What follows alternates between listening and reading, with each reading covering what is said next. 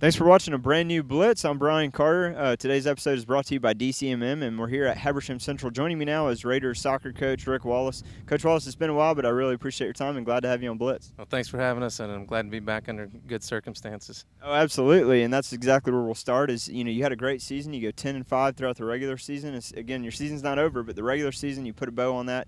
10-5, 7-2 within Region 6A. I know this is a historic program that you run here. 10 times in the last 14 years you make the state playoffs. You had a streak of 8 years in a row. Recently that's been a 2-year hiatus, but you finally get back. That's got to feel good. Yeah, that's a great feeling. It's been very tough the last couple of years to know that we were playing quality soccer and just missing out on the playoffs, a place that that's the minimum expectation and standard that we put on, ourselves as a coaching staff and program and the players, and to just miss out, it's tough, but we're very glad that we're back, and the boys, have great pride in the fact that they've been able to kind of restore us back where we belong. Yeah, and it took a 7-game win streak to really, make sure you guys get that state playoff berth, because 6 games in you were 2-4.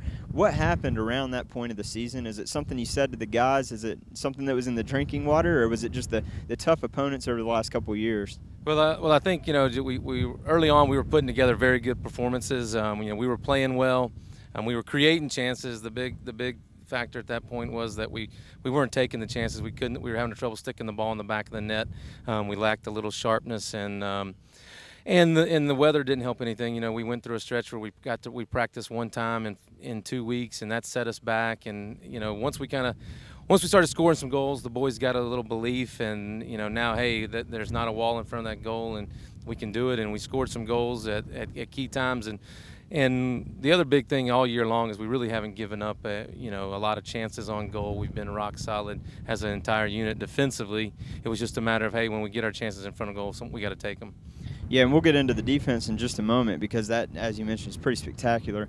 Talk about the fact that you guys went to play for a region championship. The de facto region championship game at Chattahoochee High School fell just short. I think 2-1, was it 1-0, 2-1, something like that, 2-1. So you go from potentially winning a region title, and then by the loss, talk about how that kind of pushed you guys into the 3 seed, and what frustration does that put on you, as you guys were almost set up to play a home match here in front of the home crowd. Yeah, I think the big thing with Chattahoochee is we felt like we had a shot to go down there and win the region, and we did. We just, it was a tough match on a tough night, and we kind of dug ourselves a hole, and we battled back. We just couldn't quite get over the hump to get that win, and because of that loss, we drop into the third based on tiebreakers, because we're in a 3-way tie for second, and it came down to we go head-to-head didn't factor in, because all 3 teams were 1-1 against each other. We went past goal differential because everybody had a 0 goal differential, and it got down to goals allowed, and ultimately we allowed 2 goals to Alpharetta's 1, and so that dropped us down. So when you look back at it, you go, man, if we could have kept one more out of the back of the net. We're hosting in the first round. But, when you look at it, the draw that we're going to get, we're not going to see anyone, better than what we've been playing against all year. So, we're prepared for the challenge even on the road. Sure, and I bet a lot of the last couple of years, once you guys jumped up from 4A to 6A, that's when you had the 2-year hiatus, the last 2 years being in 6A, and then this year you switched to Region 6A. And as you mentioned, you were so close the last couple of years. I believe you were 4-4 each year in region play, so you had the number 5 spot there. But this year, again, you get over that hump. Talk about how where some people have felt like, maybe Habersham doesn't belong in 6A, but you guys kind of proved that you actually do. Well, we've been playing 6A opponents, as long as I've been here, because that's the level that we were trying to play. Even in 5A, we were trying to compete for state championships, and we had to play that level. So it was nothing new for us to jump into to 6A. We knew we could play with them. I think the biggest difficulty was the adjustment period. We got used to playing that level opponent on Tuesday night, and then turn around and have to play them again on Friday. And we really had to make some changes in our preparation and. Both before season, and then one of the big ones is just after games, how we recover and how we prepare for the next one. And we've developed some good continuity here. We got coaches and players that believe in what we're doing all the way down to the middle school level, and they're implementing the things that I've asked them to do. And when we do those things, we get players that come at this level that are ready to continue playing at a high level. Now, I know you have a couple of guys that you mentioned to me before we started this interview that were on the 2012 state playoff team, but the majority of these guys have never really tasted this kind of success they may have been in your program, as you said, at the middle school level and on down, so they know the history of this program. But if it were me, I'm probably clutching both sides of the boat, kind of, feeling a little feelings of trepidation, so to speak. But how do you kind of tell these guys to kind of just play their game here as they get into the state playoffs? Well, I think the biggest thing that we'll do to do that was going to play Chattahoochee with everything on the line in that region championship game, because I think we showed a lot of those feelings and actions that you just mentioned in the opening half against Chattahoochee, and I think we'll grow from that. That's what we've shown all year. This group is going to learn from, their mistakes and their failures, and we're going to use those to go forward because they haven't experienced it. They feel a little bit to get the program back to where we want it to be, and they've done that.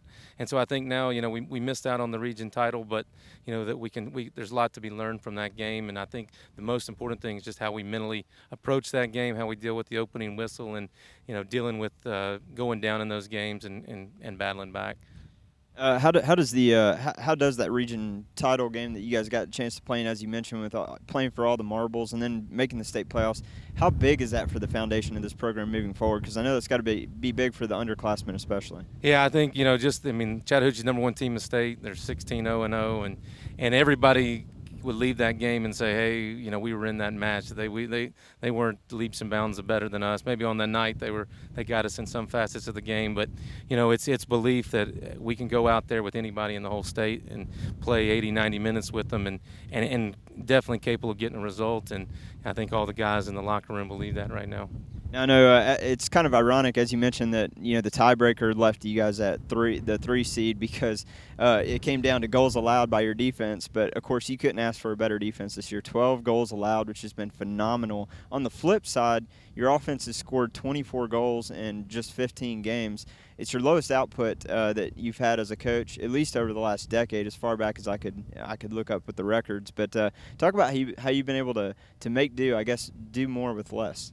I think we start from day one focusing on our defending, and it's not just the goalkeeper and the back line. It's everybody from the front all the way to the back, and understanding what we ask of you individually, what we end up as units and lines, and then the whole group. And the boys work tremendously hard defensively to get the ball, and we understand too that we're at our best attacking when we're able to win the ball and defend well. And we don't allow a lot of chances on goal, and that's a huge reason why we are where we are today. I mean, it's not just the goals. We just don't give up a lot of chances, and we're rock solid pretty much all over the field. And then attack-wise, we're not – our front line's not the biggest, and typically we're up against that's where we get the other opposing team 6-footers, and they tend to knock us around a little bit. And and understanding that when we get into the penalty box, that's where the battle really takes place, and guys are really trying to do anything they can to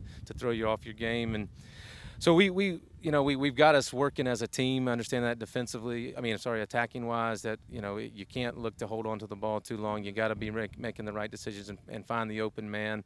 And guys started doing that. And I know we went through a stretch where we scored 12 goals, and I think we had 10 different goal scorers. And that's a tribute to guys recognizing where the open man is and picking him out and then taking the chance when we got it.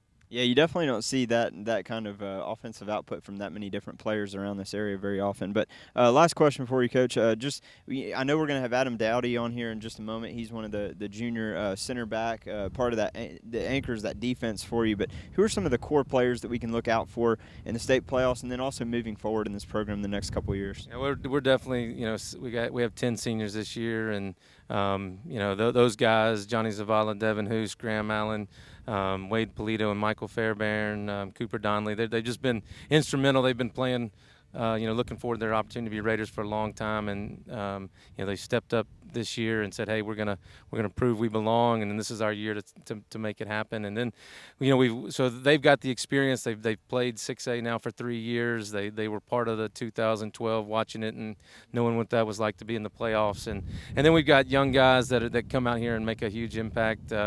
We got several juniors. We probably got 10 more juniors that'll be back next year. Handful of sophomores that are getting lots of minutes, and that bodes well that we continue to build on what we've done this year. Well, Coach, again, appreciate your time. Congratulations on getting back where I know you guys belong, and looking forward to you starting another stretch. Hopefully 8+ more years of getting back to the state playoffs, and hope you do well in state playoffs. Thank you very much for having us. All right, next up, we're going to have for the Raiders, Adam Dowdy here on Blitz. I appreciate it, Coach. Thanks, man.